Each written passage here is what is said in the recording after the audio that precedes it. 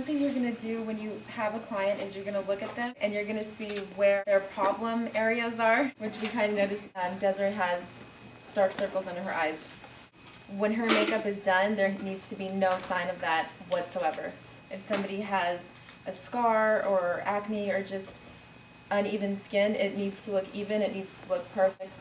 I love your freckles. But sometimes when somebody has freckles, ask them if they want them to be covered or if they want those beautiful freckles to show, because a lot of people want them covered and a lot of people are really proud of them and they don't want them covered. So you're going to be kind of light on them and not try to cover them too much.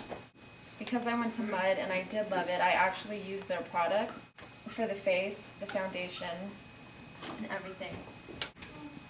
So everybody's face, as we know, has either a yellow tone or a red tone. Yellow meaning like olive. Desiree has more of like a blend. Another thing with foundation is I'm not going to match it to her face, I'm going to match it to her chest, which is, as you can tell, a lot darker because most people wear makeup every day or sunscreen, so your face is going to be a lot lighter. It's just like hair. When you got warm and cool tones, skin is warm and cool. Someone who's really pale is more of a cool tone, soft. Someone who's like tan is warm. So you got to mix it and match. If you get someone who's in between, you got to blend it together. Yeah, she's considered like in between. You can be combination. Yeah. So you got to, at that point, you got to make your own color. It's always good to mix two colors together, but try not to mix more than 3 if you have to. That's like really pushing it. It's awesome to do 2.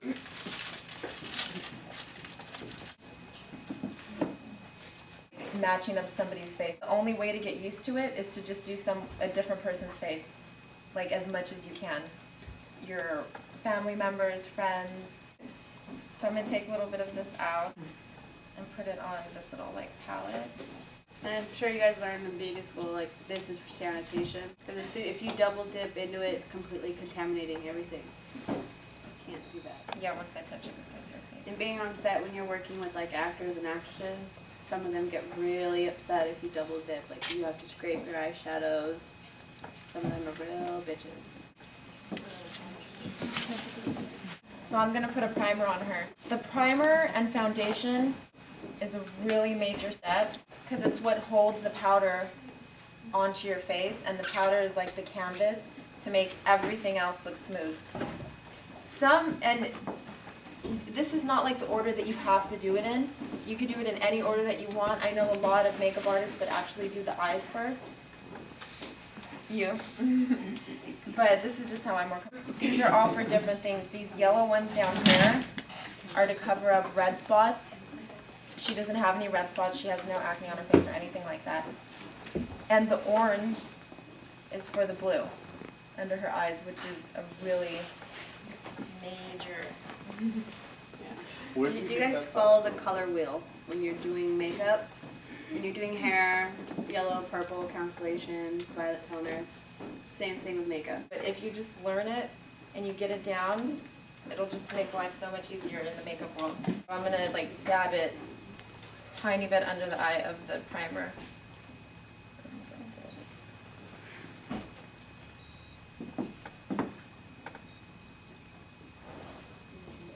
The concealer you want to kind of dab on.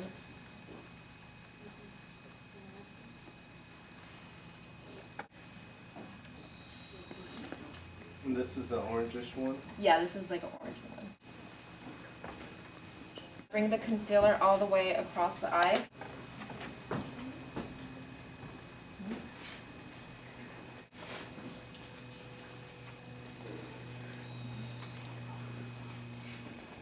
And doing the concealer across the eye, it also helps keep the eyeshadow down. Yeah. And you're mixing the concealer with the primer as well. Yeah, very little for the eyes.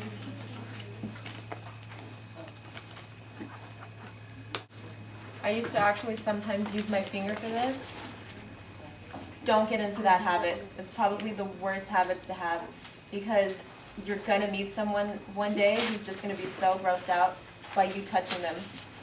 And so if you don't do it, it's just going to save you, you know, just try, learn to use brushes or sponges. Look up, please. So I don't know if this looks kind of heavy to you guys, but In photos, it's not. in photos it's not going to look heavy at all. Good for the camera. Doesn't look Yeah. heavy. Yeah, it's good, but it's exactly what's good. And in some makeup schools, they're teaching you how to do makeup for HDs, for HD television or HD movies, and they'll actually test you in front of an HD camera and see how your makeup came out and see the flaws. It's just you got to be more smooth, like smoother with your lines and your blending, and everything's got to be really precise. If you have messed up lines or Yeah, it You has can to see be almost near perfect. It's like looking at something in a magnifying glass. Yeah, Exactly. exactly. So they're gonna see every little detail, and it kind of sucks. I don't even remember it. And 5 years ago, I don't remember HD at all. yeah, it didn't exist. Okay, so now I'm gonna put the foundation. She doesn't have really bad skin, so I'm not gonna put it really that thick, but thick enough to where it's gonna translate into the camera really well.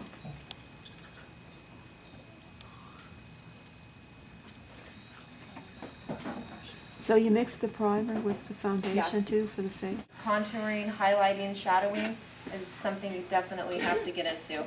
Yeah. If someone's got a bump on their nose like I do, because I've broken my nose 3 times, you got to learn how to shadow that out and make their nose look straight. Yeah, it's better than my face. If you notice her brush strokes are going downward, you want to keep all your brush strokes in the same way.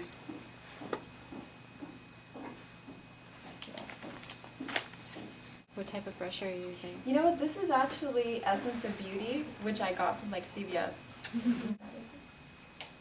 And they ended up being awesome brushes. I actually really love them. First time I started out with makeup, I bought a pack of brushes from Costco, and those were by far the best brushes I've ever used. And I've had MAC brushes, Sephora brushes, and the ones from Costco were soft. The bristles didn't fly off when you're putting powder over someone's face. But some makeup counters, they use baby shampoo. Dilute it with water. So there's no tears, it cleans. I would do that like I've actually washed like with water my brushes like every 10 times probably. Yeah. I just use the brush cleaner because it takes such a long time for them to dry. You gotta make sure your brushes are completely dry out before you use it again, or you can build bacteria in your brush. I'm also going to go over her concealer lightly with the foundation.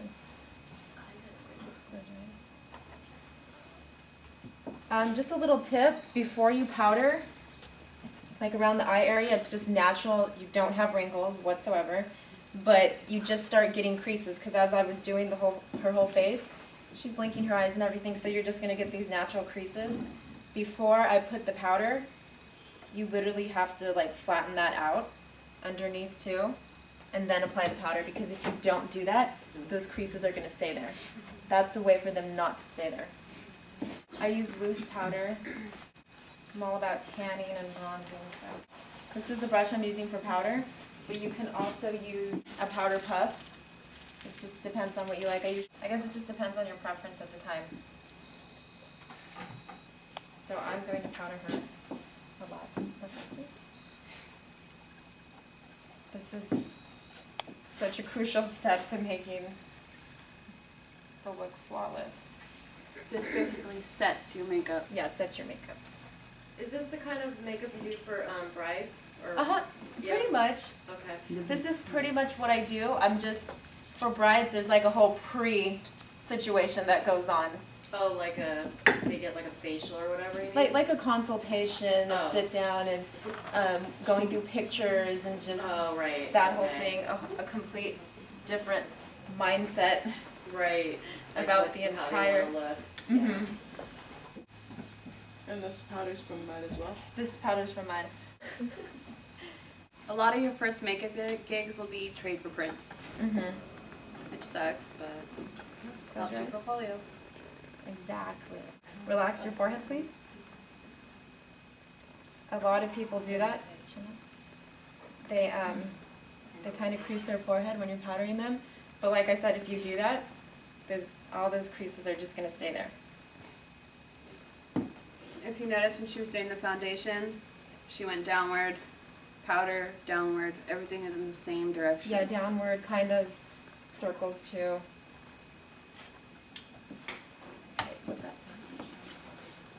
So this is what I'm talking about. Stay looking up at the ceiling.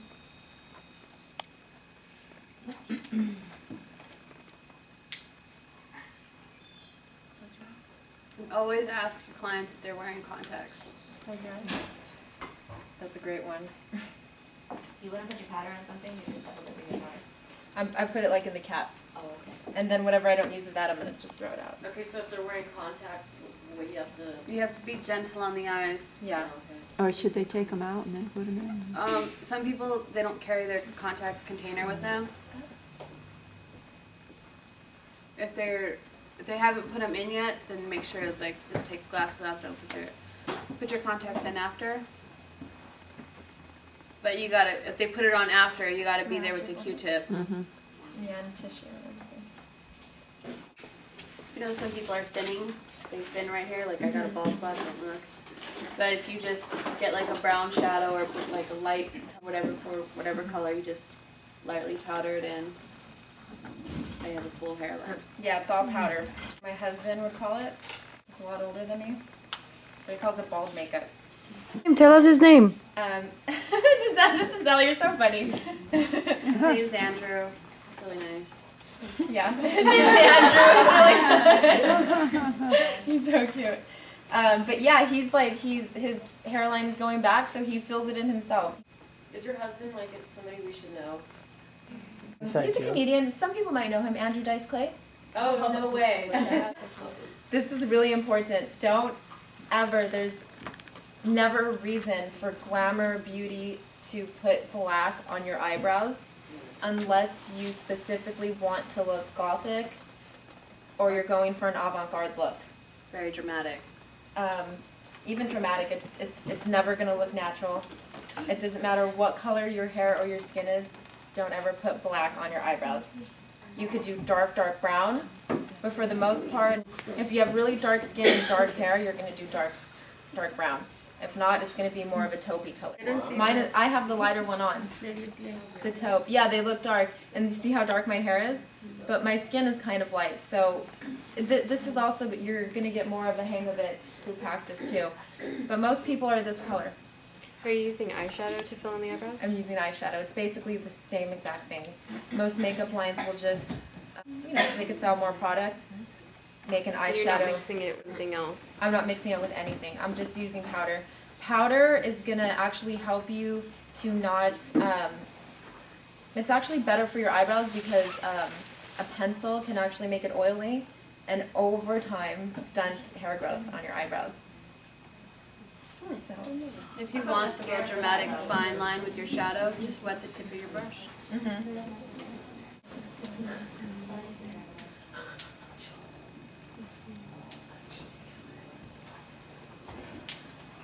When you're doing eyebrows, if you use the pencil, you have to set it with powder. So you might as well just do it with the powder. It's so funny. I don't think I ever use pencil. I'm not saying that there's anything wrong with it, but I just like the look of powder.